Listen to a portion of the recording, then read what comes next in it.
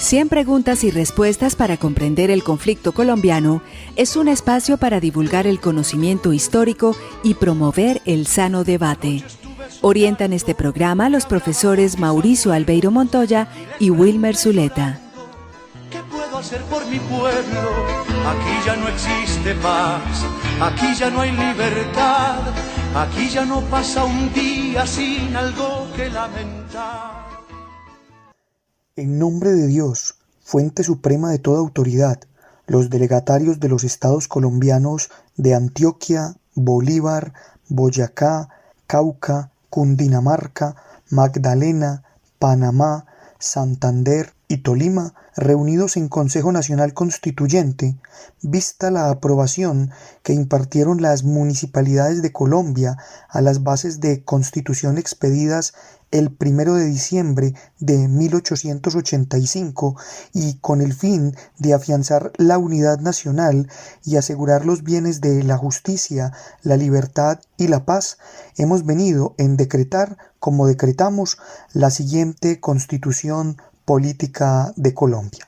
Sean todos bienvenidos nuevamente a su programa radial 100 preguntas y respuestas para comprender el conflicto colombiano. El día de hoy nos acompaña en la mesa el profesor Ricardo Zuluaga Gil, doctor en Derecho y muy reconocido por diferentes publicaciones en los ámbitos de la política, la historia y las leyes, entre ellos un texto relacionado con la Constitución de 1991, de la expectativa al desconcierto, la Constitución de 1991 relatada por sus testigos. El profesor Ricardo Zuluaga Gil nos ha acompañado ya en varios programas y agradecemos su presencia nuevamente y además su deferencia y generosidad hacia nosotros. El tema de hoy es la Constitución de 1886. Escuchábamos al inicio del programa lo que podríamos decir es el proemio o la introducción de esta Constitución. Y con esta previa introducción vamos a iniciar y a entrar hoy en materia, preguntándole en primera instancia al profesor Zuluaga Gil cuál es el contexto de la convocatoria a la Asamblea Nacional Constituyente, pues se viene de una guerra civil como la de 1885. Uno de los aspectos más interesantes en relación con la transición constitucional que se produce entre 1885 y 1886, es que la convocatoria al Consejo Nacional de Delegatarios que hizo el presidente Rafael Núñez para que este consejo redactara y propusiera una nueva constitución fue una convocatoria absolutamente inconstitucional. O sea, se violentaron groseramente todos los trámites y procedimientos que estaban previstos en la Constitución de 1863 a efectos de poderla reformar. Aunque bien dicho sea de paso, los procedimientos que esta Constitución establecía eran de tal nivel de exigencia que en la práctica se hizo imposible su modificación.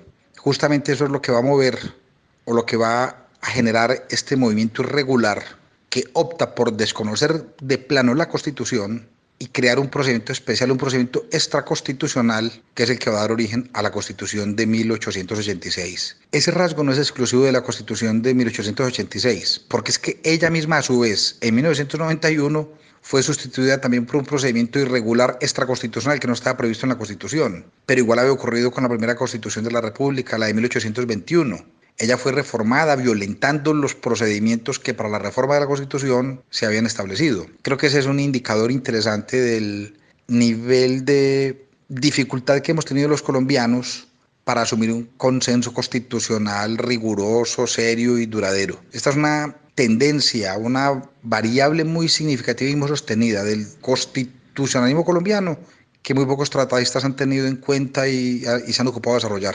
Profesor Ricardo, hablemos de cómo se conformó esta nueva asamblea, cuántos fueron sus delegados y cómo fueron elegidos. La Constitución de 1886 fue expedida por un Consejo Nacional de Delegatarios integrado por 18 personas. Básicamente, ¿cuál fue el criterio que se siguió? Se designaron, escúchese bien, no se eligieron, se designaron 2 delegatarios por cada estado soberano. Recordemos que hasta 1886 Colombia fue una federación que estaba integrada por 9 estados. Había 9 entidades territoriales. Se determinó en un pacto que se celebró para establecer las reglas para reformar la Constitución que cada estado iba a tener 2 delegatarios. Lo que pasa es que esos delegatarios los nombraba el presidente de la República. Y ocurrió una circunstancia muy singular, que no hubo correspondencia entre el origen geográfico o entre las aspiraciones o los intereses que representaban los delegatarios con los entes que ellos representaban. Así, por ejemplo, a Panamá lo representaron 2 bogotanos, a Antioquia la representaron un bogotano y un samario. Entonces, eso pues creo que deslegitimó mucho el proceso, y este dato también es un dato interesante, aunque pudiéramos reducirlo casi a la anécdota, pero curiosamente uno de los argumentos que esgrimió Panamá en 1903 para separarse de Colombia, pues había muchas razones de orden económico, geográfico, social, de oportunidad, lo que ustedes quieran, pero un argumento de los que ellos esgrimieron fue precisamente ese, decir que ellos no estaban vinculados al proyecto constitucional de Colombia porque en 1886 a ellos no los habían representado panameños originales. Esa fue la metodología que se utilizó para integrar el Consejo Nacional de Delegatarios, que, como dije al comienzo, estuvo conformado por 18 personas. Hablemos ahora de figuras representativas de esta constitución como Rafael Núñez y Miguel Antonio Caro. ¿Cuál fue su papel en todo este proceso? Siempre se nos ha dicho que la Constitución de 1886 es la Constitución de Núñez y Caro. Evidentemente que ellos dos son las figuras más relevantes de todo el proceso, sin perjuicio de que hubiese habido otros constituyentes muy significativos como don señor Miguel Samper o Pedro Felipe Paul, bogotano, que también tuvo un papel muy destacado. Pero indudablemente el protagonismo central le cabe a estas 2 personas. Lo que pasa es que el papel que ellos jugaron fue distinto y hay que mirarlo diferencialmente a la luz de la historia. Núñez, que era un distinguidísimo e importantísimo miembro del Partido Liberal en el poder y propiciador de la Constitución de 1863, con el paso del tiempo se había ido convenciendo de que esa Constitución tenía muchas bondades, pero también tenía algunos defectos. Él había intentado, incluso Núñez, recuerden que fue presidente entre 1880 y 1882, y luego entre 1884 y 1886, porque el periodo presidencial que establecía la Constitución del 63 era de solo 2 años. Y se podía reelegir intermitentemente. Núñez, desde su primera presidencia en 1880, ya había intentado reformar la Constitución y no pudo. Ya para su segundo periodo él estaba muy desencantado y se había desmarcado mucho de los liberales radicales que defendían a ultranza esa Constitución. Entonces él establece una alianza, yo no sé si expresa o tácita, con las fuerzas del Partido Conservador para propiciar un movimiento que permita, por la vía de la revolución, cambiar la Constitución. Pero hasta donde yo entiendo, en el proyecto de Rafael Núñez nunca estuvo destruir absolutamente el proyecto radical de 1863. Él lo que quería era moderar esa Constitución, especialmente en un punto muy sensible, un punto altamente problemático, que era el referido a las relaciones Iglesia-Estado. Ese aspecto tal vez fue lastimosamente el que llevó al fracaso del proyecto liberal de 1863. Si esa cuestión se hubiera resuelto a tiempo, posiblemente Colombia hubiera mantenido esa Constitución muchos más años y hubiéramos entrado al siglo XX con un proyecto muy moderno, con un proyecto más aperturista, con un proyecto más integrador, pero bueno, eso es especular con la historia. Entonces Núñez nunca tuvo en su presupuesto derogar esa Constitución. Él lo que pensaba era una reforma o una nueva Constitución, pero que mantuviese el espíritu liberal. Lo que pasa es que ahí sí aparece entonces la figura de Miguel Antonio Caro y aparece un hombre muy competente, un hombre altamente ilustrado, igual que lo era Núñez. Eran personajes sumamente ilustrados ambos, pero Miguel Antonio Caro, al interior del Consejo de Delegatarios, del que Rafael Núñez no hacía parte, logró ir imponiendo un proyecto ultramontano, muy conservador, muy regresivo, muy reaccionario, y que fue el que finalmente el Consejo de Delegatarios terminó adoptando como constitución. De tal manera que Núñez se sorprende mucho, y hay un dato que tampoco se conoce mucho en Colombia. Núñez abandona la presidencia, él era el presidente de la República, y él abandona la presidencia, pide una licencia y dice expresamente en una carta: me retiro de la presidencia para no tener que estampar mi firma como presidente sobre un documento que va a ser la fuente de futuras múltiples contradicciones e inconvenientes. Es decir, Núñez no compartió el texto de la Constitución de 1886. Yo creo que Núñez fue asaltado en su buena fe, fue desbordado por la habilidad de Caro y por unas fuerzas reaccionarias que aparecieron de repente en la sociedad colombiana y, repito, dieron al traste con un proyecto que se venía construyendo desde 1850, que había sido muy combatido, pero que bien o mal era una promesa de valor muy valiosa para la sociedad colombiana. Pareciera una obviedad, profe, pero no puedo dejar de preguntarle cuáles son entonces las principales diferencias entre esta nueva constitución de 1886 y la constitución que se deroga, que es la de 1863. Las diferencias son absolutas, absolutas. O sea, son como el agua y el aceite, como el día y la noche, como el blanco y el negro. Realmente fue una especie de salto al vacío. Colombia renunció durante más de 100 años a la posibilidad de ingresar a la modernidad. Es más, creo que cuando lo intentamos hacer en el 91 ya era tarde. La prueba está pues en las complejidades que esta sociedad enfrenta actualmente. Yo creo que el proyecto del 86 le hizo mucho daño a Colombia a lo largo de los 105 años que estuvo rigiendo. ¿Y dónde están entonces esas diferencias? Yo me centraría en 3 puntos. El primero, destruyó completamente el federalismo y convirtió a Colombia en una república unitaria absolutamente centralizada. Tengan presente ustedes que bajo la Constitución de 1863, en Colombia cada uno de los 9 estados soberanos tenía su propia constitución, tenía sus propias autoridades y gozaba de unos niveles de autonomía extraordinarios. Uno de los mejores ejemplos lo tenemos en un juego popular, un juego de mesa muy popular, no sé si todavía lo sea, pero en mi infancia fue muy popular, el famoso Monopolio, que uno podía comprar muchas cosas. Una de las cosas que uno compraba eran los ferrocarriles, había 4 ferrocarriles. Recuerden que eran el ferrocarril del Atlántico, ferrocarril del Pacífico, ferrocarril de Antioquia y ferrocarril de Santander, tal vez, no recuerdo bien. Pero en todo caso, esto lo que está dando referencia es a que en Colombia el proyecto de los ferrocarriles fue un proyecto de cada estado en particular. Cada estado se lanzó a la quijotada de tener su propio ferrocarril. Paradójicamente ellos acabaron cuando los nacionalizaron. Cuando se convirtieron en ferrocarriles nacionales de Colombia se acabaron. Pero bueno, ese es un ejemplo del nivel de autonomía que tenían los estados. La Constitución del 86 acaba con la denominación de estados y los convierte en simples departamentos como dependencias del Estado central.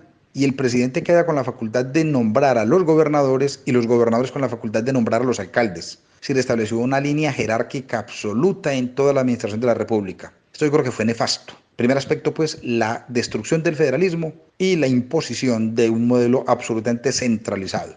Segundo, el tema más complicado, relaciones Iglesia-Estado. El proyecto liberal de 1863 era un proyecto completamente laico, profundamente respetuoso de la libertad de conciencia y de la libertad de cultos, pero que también tuvo claro que la Iglesia en ese momento tenía que ser sometida a la autoridad civil. Y esto le generó una confrontación que a la postre perdieron los liberales. A la postre la perdieron. A pesar de que desterraron obispos, desterraron sacerdotes, clausuraron conventos, expropiaron bienes, sometieron a inspección y vigilancia a la labor de la Iglesia. Pero esto al contrario lo que hizo fue exacerbar los ánimos de la Iglesia y su feligresía. Y finalmente el proyecto liberal, ahí les faltó inteligencia a los liberales, que era presente lo que proponía Núñez. No haber sabido entender el problema religioso dio al traste con el proyecto. Entonces era un proyecto muy abierto, respetaba, por ejemplo, se establecía el matrimonio civil, había apertura para que cualquier denominación religiosa pudiera hacer proselitismo en el país. La educación que se ofrecía era completamente laica. Ellos no promovían el ateísmo, promovían la educación laica, y la educación religiosa era un asunto de la conciencia, de la familia y de la Iglesia, no del Estado. Por el contrario, la Constitución de 1886 es una constitución teocrática. Recuerden para quienes tengan memoria o la hayan leído, el preámbulo comenzaba: en nombre de Dios, fuente de todo poder, cosa que la Constitución del 63 había obviado, había eliminado completamente. Y luego le dio un estatus a la Iglesia muy significativo, la convirtió en instancia social muy determinante, y en el artículo 38 de la Constitución pues la hacía un elemento esencial de la sociedad colombiana. No se olvide que consecuencia de esto es que Colombia es uno de los primeros países del mundo que tiene un concordato con la Iglesia. La Constitución es de 1886 y el concordato es de 1887, es decir, al año. Gracias a esta Constitución del 86, al año Colombia regularizó sus relaciones con la Iglesia Católica, y como consecuencia de eso, por ejemplo, se suscribió el convenio de misiones que le permitió a la Iglesia Católica asumir el control de vastos territorios nacionales selváticos a los que a lo largo del siglo XX incorporaron a la llamada civilización y sobre todo fueron cristianizados, pues educados. Ese sería un objeto de otro debate interesante. Esa sería la segunda gran diferencia, el tema de las relaciones con la Iglesia. Y el tercer punto era la extensión de la autoridad presidencial. Bajo la Constitución del 63, el presidente era un funcionario muy débil. Para empezar, no nombraba a los gobernadores porque cada estado soberano determinaba cómo se elegía a su gobernante. Eran autónomos. Entonces no tenía acceso al control de los departamentos como sí se tuvo después.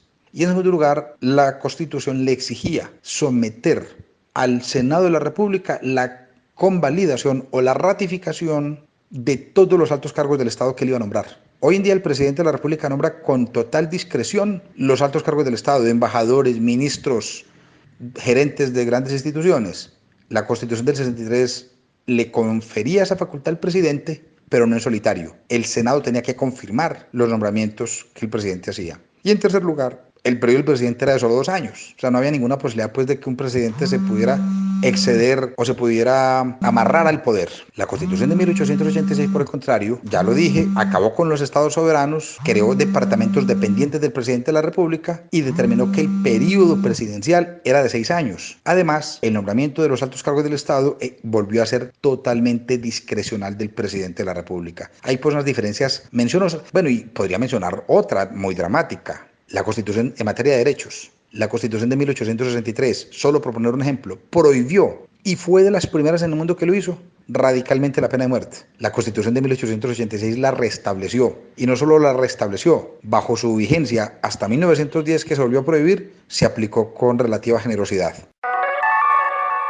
Usted está escuchando 100 preguntas y respuestas para comprender el conflicto colombiano. Profe, en ese orden de ideas entonces podríamos decir que la Constitución de 1886 es una constitución autoritaria y represiva. Evidentemente fue una constitución autoritaria y represiva. No en vano, a esos 40 años o 44 años posteriores que siguen a la Constitución, en esos 44 años posteriores a la Constitución se dio el famoso fenómeno de la hegemonía conservadora. Un partido que se instaló y se enquistó en el poder durante 44 años, casi que destruyendo el sistema democrático constitucional, que demanda como elemento de la esencia la alternancia en el poder de los distintos partidos. Pero además es notorio, pues aquí en Medellín hay una historia muy conocida. Se reprimió la prensa, el espectador fue perseguido, el espectador fue clausurado. Hay una famosa ley que es la ley de los caballos, que le permitía al presidente de la República, con medidas puramente policivas, reprimir cualquier atentado contra el orden público. Sí, evidentemente es uno de los momentos más oscuros. Esto tiene un punto final, por lo menos este momento inicial tan dramático, tan represivo y tan duro, que es la gran reforma constitucional de 1910. Y en ella indudablemente le cabe un gran papel a un distinguido antioqueño, hoy muy olvidado infortunadamente. Yo creo que de las glorias de este departamento, de los aportes grandes que le haya dado Antioquia a la República en toda su historia, es el doctor Carlos R. Restrepo, presidente de la República entre 1910 y 1914 y quien tuvo un papel muy significativo con su movimiento republicano en los acuerdos a que se llegó en 1910. Mencionó 2, se redujo el periodo presidencial de 6 a 4 años y se prohibió la pena de muerte. Y además se establecieron controles a la acción del Ejecutivo, que hasta ese momento era totalmente incontrolado y muy discrecional. Sí, los primeros 24 años de vigencia de la Constitución son nefastos. Tenemos 2 guerras civiles, la de 1895, la famosa Guerra Civil de los 1000 días de 1899 a 1903, la separación de Panamá, el golpe de Estado y la dictadura del general Rafael Reyes y el golpe de Estado que el vicepresidente marroquí le da al presidente San Clemente. Fueron 4 lustros nefastos para el país, los primeros años de vigencia de la Constitución de 1886. Eso se pudo medianamente matizar, morigerar o reducir con la reforma de 1910. Hablemos ahora, profe, del papel que jugaron la Iglesia y las figuras religiosas en esta Constitución. Como ya lo dije ahora, la Iglesia fue determinante hasta 1991, porque la Iglesia pues no solamente logra acceder a ese concordato tan beneficioso que celebró con el Estado colombiano, sino que a través del convenio de misiones tuvo acceso, y más que acceso, monopolio de todos los territorios de misión.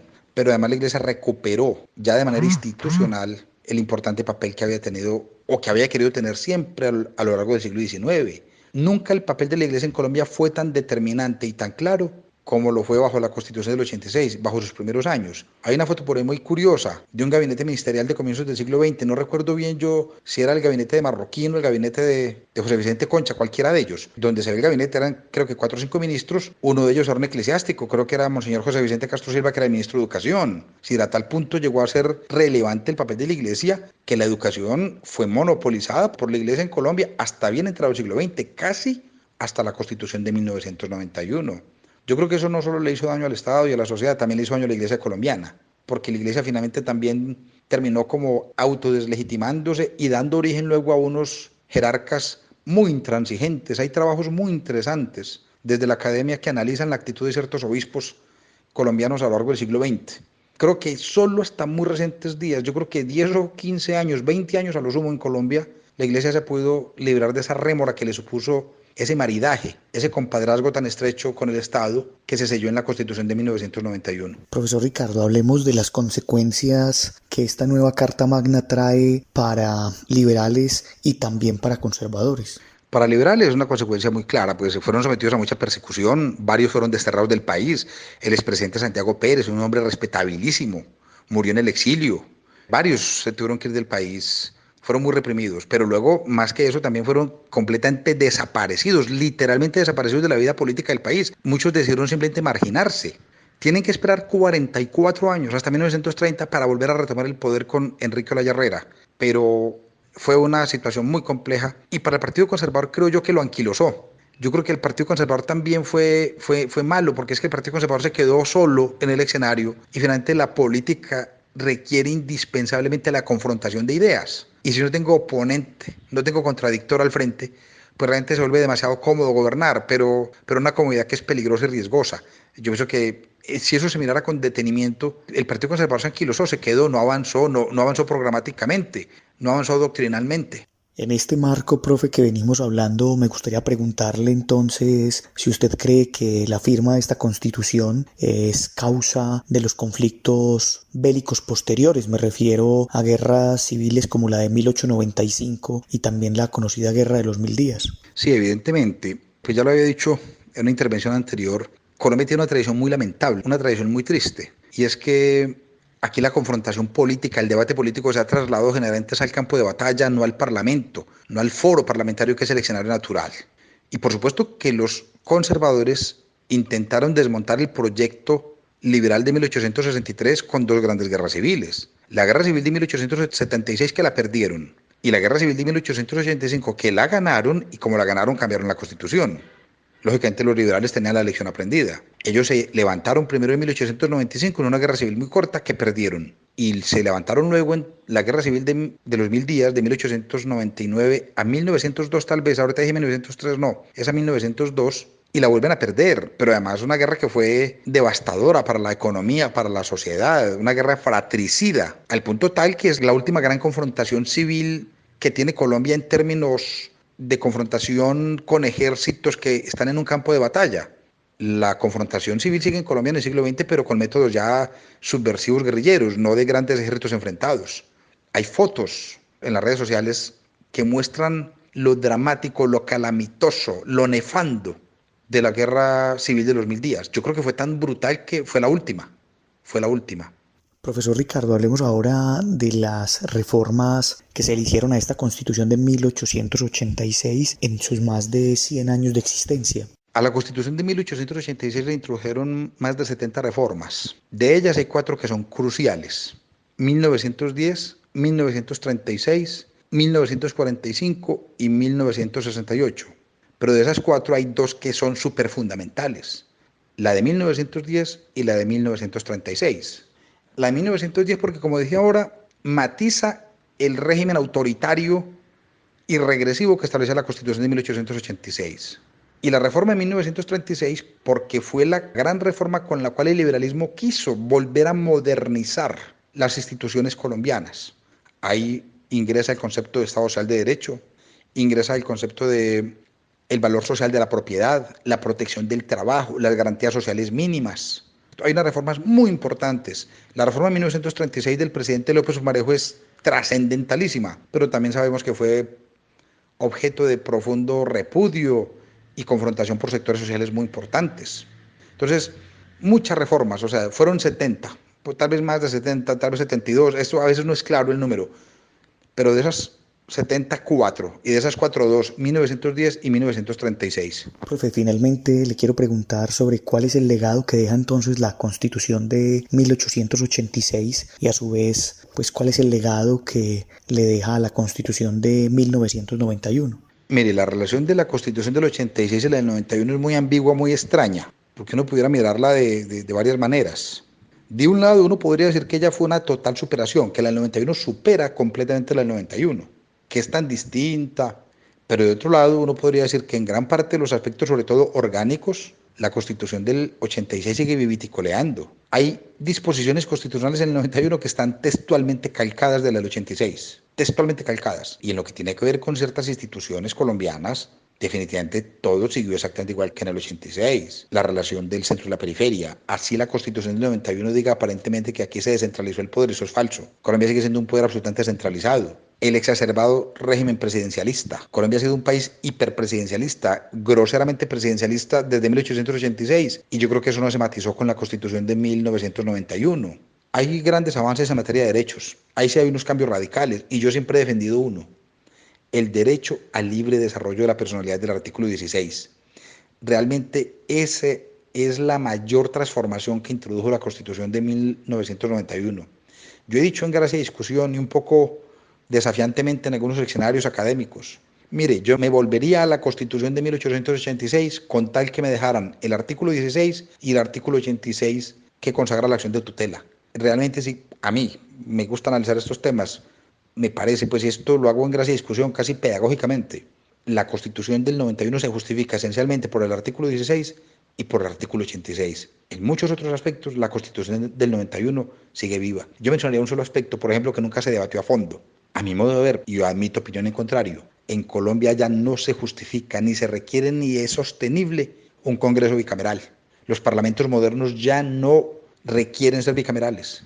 Y Colombia simplemente prefirió duplicar el modelo que traía el 86 sin hacer mayores preguntas y mantener un procedimiento, un diseño institucional que a mi modo de ver es obsoleto, ineficiente y altamente costoso. Con esto entonces terminamos nuestro interesante programa del día de hoy. Agradecemos al profesor Ricardo Zuluaga Gil por su generosidad y por todos sus conocimientos, a la Universidad Nacional por este espacio que nos brinda, a Jorge Benjumea en el máster, y a ustedes los esperamos para una nueva emisión de su programa 100 preguntas y respuestas para comprender el conflicto colombiano. Hasta pronto.